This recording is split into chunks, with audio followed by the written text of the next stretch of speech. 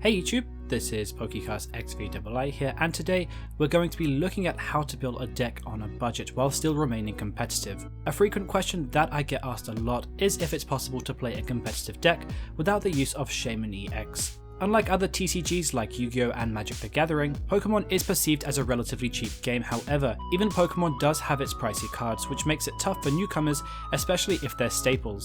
As we are going into the new rotation, we'll be predominantly looking at sets from Primal Clash all the way through to Steam Siege. With all that said, let's begin. And so the one rule that we'll be abiding by is that we're going to be focusing on a top tier deck that functions without the use of Shaymin EX, making the deck very easily accessible financially. With all that said, we're going to be taking a look at Greninja.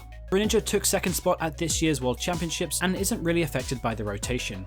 As we've spoken about multiple times in the past, Greninja is predominantly used for its ability when it hits its break form. Giant Water Shuriken deals 60 damage to any one of your opponent's Pokemon by discarding a Water Energy card from your hand. When you consider that Greninja has free retreat, if having 2 set up, you can deal 120 damage before you've even attacked. Post that, Greninja then has 2 attacks. Shadow Stitching, which acts as a form of Hexamaniac and dealing 40 damage, and Moonlight Slash, which deals 60 damage, 80 if you return a water energy attached to your Greninja to your hand. Not forgetting that this is also a great way of avoiding energy disruption from things like grunts and hammers, as well as giving you another energy for your giant waters the following turn. Following that, your setup includes running as little basic Pokemon as possible to utilize Talonflame released in Steam Siege. Talonflame's ability, Gale Wings, allows you to place Talonflame into your active spot if it's in your starting hand when you're setting up to play. If you were in this case to run anything like a Shaymin or Octillery line, not only does this ironically disrupt your consistency, but also decreases your chances of starting with Talonflame, as you'll be running more basic Pokemon, creating dead cards in the later game since you don't run the previous evolutions to get out Talonflame. Having a big beefy stage 2 Pokemon when starting the game, Talonflame has a pretty decent attack which for a single colourless energy deals 40 damage and allows you to search your deck for any 2 cards within your deck. It also has free retreat, making it pretty versatile. This is really great for setting up if you do run into a dead hand, as it helps you feed out the resources to enhance your position. Running just a 3 Froakie isn't a problem since when you evolve into Frogadier, you can use water duplicates to search out 3 more Frogadiers from your deck, completely bypassing the first evolution.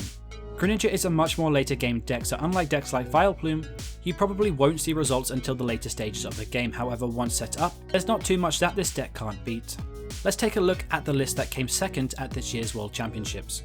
When looking over the list, the deck only loses 3 cards from the rotation, all of which were optional plays anyway. It does lose Battle Compressor and Megaphone, however the main loss is Greninja from the X and Y base set, which allows an additional 30 snipe, but overall isn't really affected by the rotation. With Compressor gone and decks like Vespiquen dropping in play, it also becomes a much more solid contender for the best deck in the format. In terms of pricing though, by purchasing 2 of the Water Slasher themed decks released from Breakpoint, you already have a full evolution line of the Greninjas minus the breaks.